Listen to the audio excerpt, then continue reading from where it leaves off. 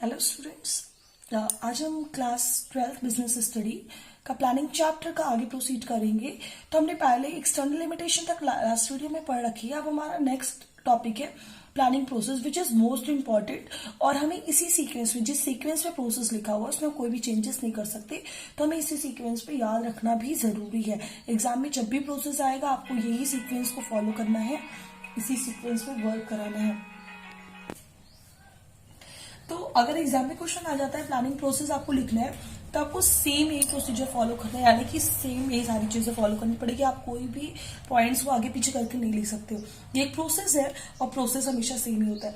तो फर्स्ट हम स्टार्ट करते हैं प्लानिंग प्रोसेस से। सबसे पहला हमारा होता है सेटिंग अप द ऑब्जेक्टिव, कि जो कंपनी के मैनेजर्स होते हैं वो अपना ऑब्जेक्टिव डिसाइड करें कि क्या हमारा ऑब्जेक्टिव है, उसकी अकॉर्डिंग, क्योंकि जितनी भी हम पॉलिसीज बनाएंगे, जितनी भी प्रोसीजर्स बनाएंगे, जितने भी मेथड्स बनाएंगे, उसी बिहाफ पर ही बनाएंगे कि हमारा ऑब्जेक्टिव क्या है।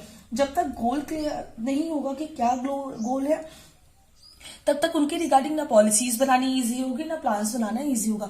तो सबसे पहला प्रोसेस कि हम अपने ऑब्जेक्टिव को डिफाइन करें। अब इसके बाद सेकंड है हमारा डेवलपिंग प्रीमिसेस। ये जब हमने डिसाइड कर लिया कि हमारा प्लान क्या है, तो हम फ्यूचर के रिगार्डिंग, फ्यूचर की एजम्पशंस लेके फोरकास्ट, माइंड में फोरकास्टिंग करें और उसके रिगार्डिंग हम प्लान्स बनाने, डेवलपिंग करें प्रीमिसेस, यानी कि कुछ प्लान्स बनाना शुरू करें कि जो हम प्लान एजम्पशंस ले रहे हैं, जो हम फ्यूचर के रिगार्डिंग सोच रहे हैं, हाँ ऐसा हो सकता है, उसके रिगार्डिंग फिर हम प्लान्स बनाएं।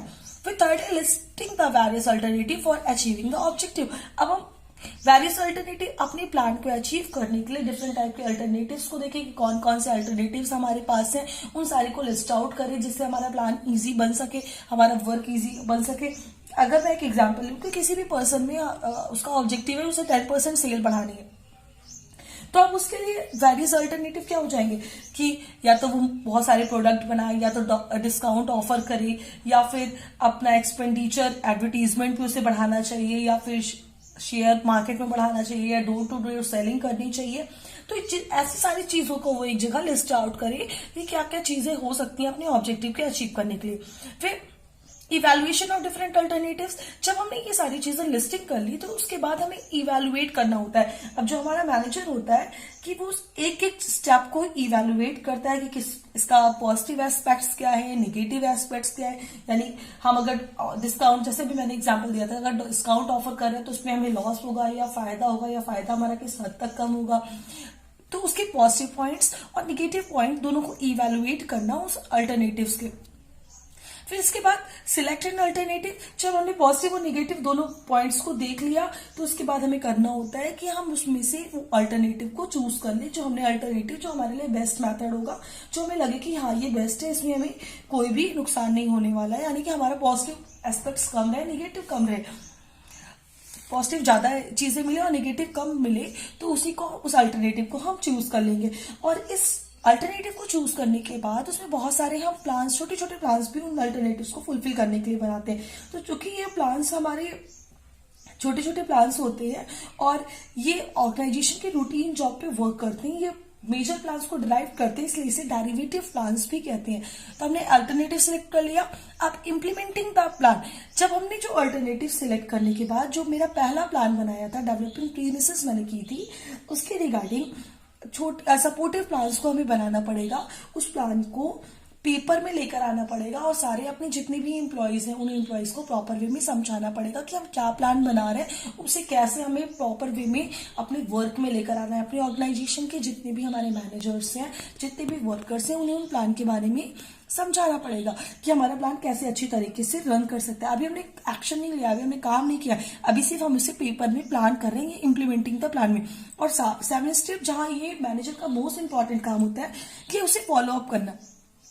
अब जब ये हो गया, तो मैनेजर को ये भी चेक करना होता है कि जो प्लान उसने बना रखा है, एग्जैक्ट एम्प्लॉयज वो काम कर भी रहे हैं या नहीं कर रहे। अगर एम्प्लॉयज वो प्रॉपर काम कर रहे हैं तब तो ठीक है, अगर नहीं कर रहे तो उन्हें फिर अपने प्लान में, या फिर कहीं उस प्लान में कुछ भी प्रॉब्लम्स है, तो उस प्रॉब्लम को रिमूव करके सही प्लान उन्हें दिखाना पड़ेगा। तो स्टूडेंट्स, ये हो गई हमारी प्लानिंग प्रोसेस। अब हमारा नेक्स्ट है कि प्लान्स के टाइप।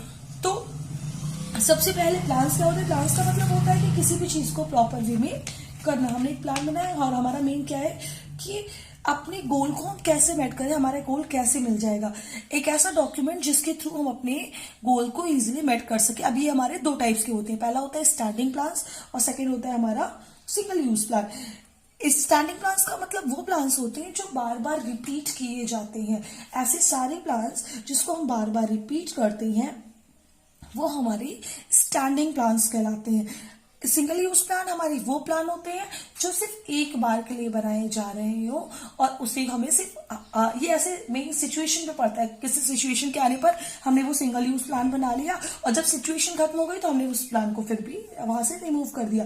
तो ऐसी सारी यूनिक सिचुएशन में हम सिंगल यूज प्लान का यूज करते हैं और स्टैंडिंग प्लान में हम वो प्लान बनाते हैं जो हम बार बार यूज करते हैं। जैसे ऑर्गेनाइजेशन का गोल बनाना, या हम बार बार हर साल अपने गोल को बनाएंगे तो ये हमारे स्टैंडिंग प्लान्स आ गए। सिंगल यूज अगर ऑर्गेनाइजेशन पे अचानक से कुछ टारगेट आ जाता है, यानी कि अचानक से कुछ हमारे वर्कलोड बढ़ जा रहा है, तो उसके लिए हम जो प्लान बनाएंगे वो हमारे सिंगल यूज प्लान होंगे। अब डिफरेंट काइंड्स ऑफ प्लान के बारे में बताया गया है जो हमारी ऑर्गेनाइजेशन में यूज किया जाता है, तो हम उसके बारे में पढ़ लेते हैं। ये हमारे टाइप्स ऑफ प्लान्स हैं जिनके बारे में हमें पढ़ना है। एग्जाम में 1 मार्क्स में अक्सर से क्वेश्चंस आते हैं, तो हमारे टाइप्स ऑफ प्लान की बात कर लेते हैं। सबसे पहला है हमारा ऑब्जेक्टिव। ऑब्जेक्टिव का मतलब होता है कि एक ऑर्गेनाइजेशन का क्या ऑब्जेक्टिव है। ये ना ही सिंगल यूज प्लान में आता है और ना ही स्टैंडिंग प्लान में आता है, दोनों में नहीं आता है। इसलिए क्योंकि स्टैंडिंग प्लान बार बार यूज किया जाता है, लेकिन हम हर साल ऑर्गेनाइजेशन के ऑब्जेक्टिव में कुछ ना कुछ इंक्रीज या डिक्रीज करते हैं। डिक्रीज तो फिलहाल नहीं करते। जैसे एग्जाम्पल के लिए मैं सेल की बात करूं तो हर साल हमारी कोशिश क्या होती है, जितना हमने सेल किया उससे बढ़ाकर सेल करें। तो हम ऑर्गेनाइजेशन के बिहाफ पर तो हम इससे क्या कर रहे हैं, सेल को बढ़ा रहे हैं, तो सेम प्लान यूज नहीं कर रहे। तो ऑब्जेक्टिव हमारा, जो चीज हमारा गोल डिसाइडेड है, that's called the objective. Second is कि स्ट्रैटेजी क्या होती है, एक कॉम्प्रिहेंसिव प्लान जो कि ऑर्गेनाइजेशन अचीव कर सके, ऑर्गेनाइजेशनल गोल को अचीव कर सके, हमारे ऑब्जेक्टिव को अचीव कर सके। एक स्ट्रैटेजी मतलब एक ऐसा फॉर्मूला, एक ऐसा तरीका जो हमारे इजीली ऑर्गेनाइजेशन गोल को अचीव कर सके। कि वो सारे बिजनेस, जैसे एग्जाम्पल के लिए मैं कह दूं, जो हमारे टॉप लेवल मैनेजर्स होते हैं वो स्ट्रैटेजीज वही बनाते हैं। तो वो क्या करते हैं, हमारे एनवायरमेंट को चेक करते हैं, फिर उसके अकॉर्डिंग पॉलिसीज को फ्रेम करते हैं कि कैसे काम करना चाहिए, हमारा कंपटीटर क्या काम कर रहा है, क्या नई चीजें आने वाली, किसके बिहाफ पर हमें प्रॉफिट होगा या नहीं प्रॉफिट होगा, वो हमारी स्ट्रैटेजीज में आती है। अब थर्ड है हमारी पॉलिसीज। पॉलिसीज क्या होती है, पॉलिसीज का मतलब होता है कि एक पर्टिकुलर प्रॉब्लम या फिर सिंपली प्रॉब्लम को हैंडल करने का तरीका, वो हमारी प्रॉब्लम होती कि अपने तरीके से पहले से पॉलिसीज बनाकर रखे जिससे ऑर्गेनाइजेशन इजीली उस प्रॉब्लम को हैंडल कर सके। जैसे एग्जांपल के लिए मैं बोलूं कि किसी ऑर्गेनाइजेशन ने ये बना दिया कि no credit policy, no credit sale policy, या फिर मेक और बाय पॉलिसी, कुछ भी ऐसी पॉलिसीज बनाया जा सकता है कि हम ऐसी पॉलिसीज बनाएं जो कि हमारे क्लाइंट्स के लिए, कंपटीटर्स के लिए, स्टेक होल्डर्स के लिए, कस्टमर्स के लिए, सबके लिए फॉलो करें और जिससे उनकी प्रॉब्लम। अब अगर हमने ये बना दिया है कि नो क्रेडिट सेल पॉलिसी, तो हमारे यहाँ पे कोई भी चीज क्रेडिट के बिहाफ पर यानी उधार के बिहाफ पर नहीं होगा, हमारी पहले से पॉलिसी फ्रेम है। और उस पर जैसे आपने कई सारी शॉप पर देखा होगा ये चीजें कि फिक्स रेट, तो फिक्स रेट उनकी पॉलिसी है।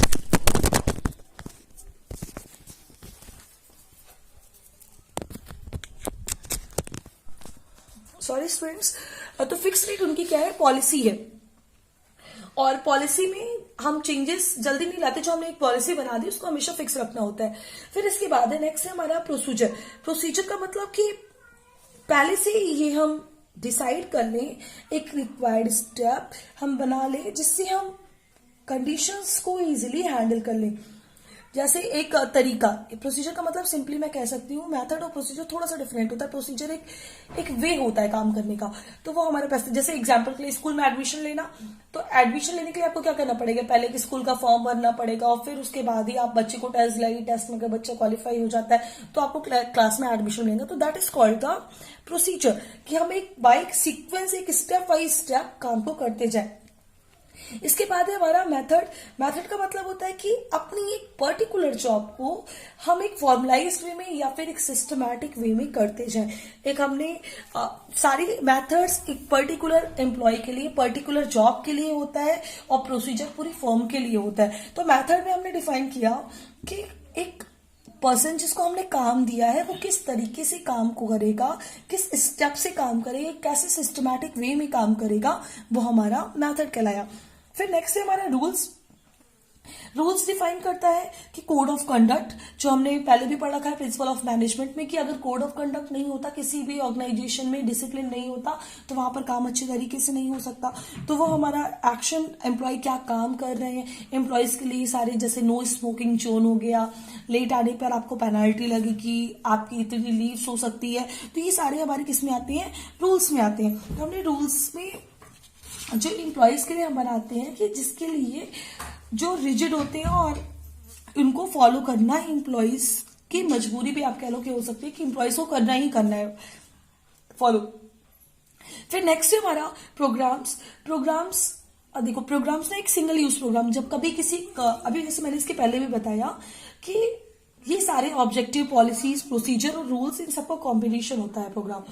अगर कभी भी कोई ऐसा प्रोग्राम्स यानी कोई ऐसी सिचुएशन आ गई, तब ऑर्गेनाइजेशन को प्रोग्राम्स क्रिएट करना पड़ता है। जैसे एक कंस्ट्रक्टिव इंडस्ट्री है, उसमें अचानक से आपको पास बीच में आपको पता चलता है कि आपको एक ब्रिज बनाना है, तो वो क्या करेगी, उस पर्टिकुलर थिंग्स के लिए अलग से सारी प्लान्स बनाएगी, अलग से सारी पॉलिसीज बनाएगी और फिर रिगार्डिंग काम करेगी। तो वो हमारा प्रोग्राम्स कहलाते हैं। And last is budget. Budget के बारे में हम बहुत अच्छे तरीके से जानते हैं। बजट का मतलब क्या होता है कि एक ऐसा स्टेटमेंट जो हमें एक्सपेक्टेड रिजल्ट एक्सपेक्ट करे, वो भी किसमें, न्यूमेरिकल टर्म्स में। एक ऐसा स्टेटमेंट जो हमें एक्सपेक्टेशंस के बारे में न्यूमेरिकल टर्म्स में बताए, वो हमारी बजट कहलाती है। कि हम कितना पैसा हमारे पास है, हम कितना खर्च करेंगे, तो उसके बदले में मुझे कितना प्रॉफिट मिलेगा या मेरे पास कितना बेनिफिट आएगा, वो हमारी बजट कहलाती है। तो ये स्टूडेंट्स, ये हमारे हो गया, ये लास्ट टॉपिक था प्लानिंग चैप्टर का। अब इसके बाद हम अपना नेक्स्ट चैप्टर स्टार्ट करेंगे। Okay, thank you class.